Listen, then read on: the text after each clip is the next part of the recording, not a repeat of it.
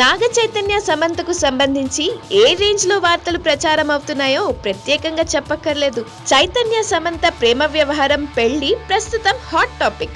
ఈ వార్తలకు full stop పెట్టడానికి నాగ చైతన్య గాని సమంత గాని ప్రయత్నాలు కూడా చేయడం లేదు. ఎవరికి ఇష్టం వచ్చినట్లు వారు ఊహించేసుకుంటున్నారు.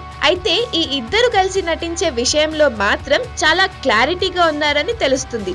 ఇద్దరు కలిసి నటిస్తే ఈ ఇద్దరి గురించి రోజు ఏదో ఒక వార్త ప్రచారం అవుతుందని భావించిన నాగార్జున, నాగ చైతన్య అలాంటి వార్తలకు తావివ్వకూడదని డిసైడ్ అయ్యారట. అందుకే ఒక నిర్ణయం కూడా తీసుకున్నారని తెలుస్తుంది. ఇంకా ఆ వివరాల్లోకి వెళ్తే, యువ సామ్రాట్ నాగ చైతన్య హీరోగా సోగ్గాడే చిన్ని నాయన ఫేమ్ కళ్యాణ్ కృష్ణ దర్శకత్వంలో ఓ సినిమా రూపొందనుంది. ఈ చిత్రానికి కళ్యాణం అనే టైటిల్ ని పరిశీలిస్తున్నారట.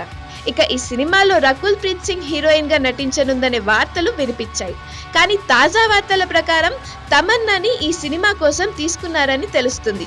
చైతన్య, తమన్నా కలిసి 100% లవ్, తడాకా చిత్రాలు చేశారు. ఈ రెండు కూడా హిట్ చిత్రాలే. ఈ నేపథ్యంలో తమన్నా వైపు మొగ్గు చూపారని సమాచారం. మరి ముచ్చటగా మూడోసారి జత కట్టబోతున్న ఈ ఇద్దరు హ్యాట్రిక్ హిట్ ని తమ ఖాతాలో వేసుకుంటారేమో వేచి చూడాల్సిందే. నాగ చైతన్య హీరోగా నటించిన సాహసమే శ్వాసగా సాగిపో చిత్రం విడుదలైన తర్వాత ఈ చిత్రం సెట్స్ పైకి వెళ్లనుందని తెలుస్తుంది. బాహుబలి తెలుగు సినీ పరిశ్రమ తలరాతని మార్చేసిన చిత్రం.